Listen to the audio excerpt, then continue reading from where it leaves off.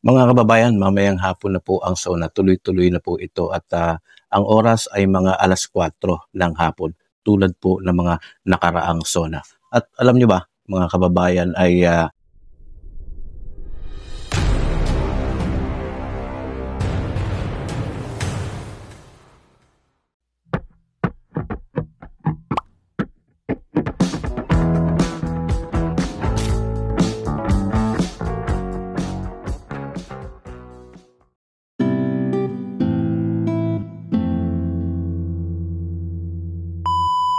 inaasahan ng mga nakakarami, mga barangay official na dito nga sa zona na ito, ika-4 na zona ng Pangulo na babanggitin niya yung kanyang desisyon hinggil sa BSKE.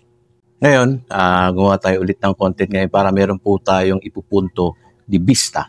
No, alam nyo, ang susi nga daw ay si Attorney Macalintal. Susi para malaman kung talagang ang enrolled bill na ito na ipinasa na sa Malacanang ay buhay pa ba?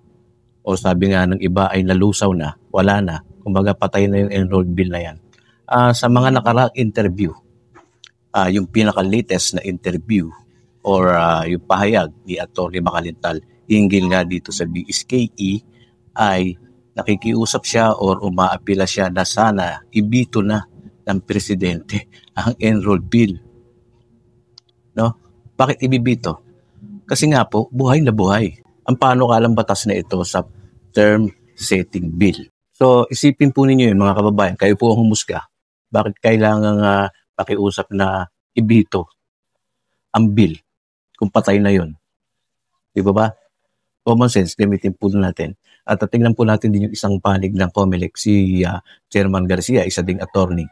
Wala din po siyang nabanggit na gano'n eh. Wala din po siya minimension na pagbukas ng 20th Congress ay patay na po ang panukalang batas na yun. So tuloy na po tayo sa December 1. Wala naman pong gano'n eh. Wala rin naman pong lalong-lalo na si Atty. Macalintal, wala naman din sinabi gano'n. Ang lagi niya sinasabi ay sana ibito kasi alam niya na in sense na ang batas na yan ay naipasa na at kailangan na nga po desisyonan. Yun lang po yung sinasabi ko sa inyo. At baka yung iba, iniisip nyo na bias daw ako, may comment na gano'n. Lagi lang naman ako neutral.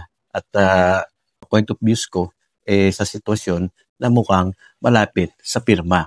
Ayun po, hindi ko na po masyadong pahabain itong content na ito. Basta iiwanan ko yung tanong na yan. Macalintal nga ang susi dito. Isipin natin, bakit niya ulit ibibito? Bakit gusto niyang ipabito sa presidente kung patay na nga yung batas na yun? Hindi sana tuwan-tuwa na siya at nagpahayag na siya na tuloy na po sa December 1 kasi nalusaw na yung batas. Hindi eh. Diba? So, comment na kayo dito. Sa mga bago dito sa ating channel, subscribe, pakishare ng video. Hanggang dito na lang at abangan po natin. Mamayang hapon na po yung zona. Sana nga, malaman na natin kung tuloy ba sa December 1 or sa November 2. No, sa akin, hindi naman po ako barangay officials. Ako po ay butante lang. So, matuloy yan December 1, okay lang. Buboto ako. Matuloy sa November 2, di buboto ako. Kaya lang naman natin ito pinag-uusapan kasi nagkaroon ng mga issues itong BSKE na ito. Okay, so maraming salamat po ulit sa inyo.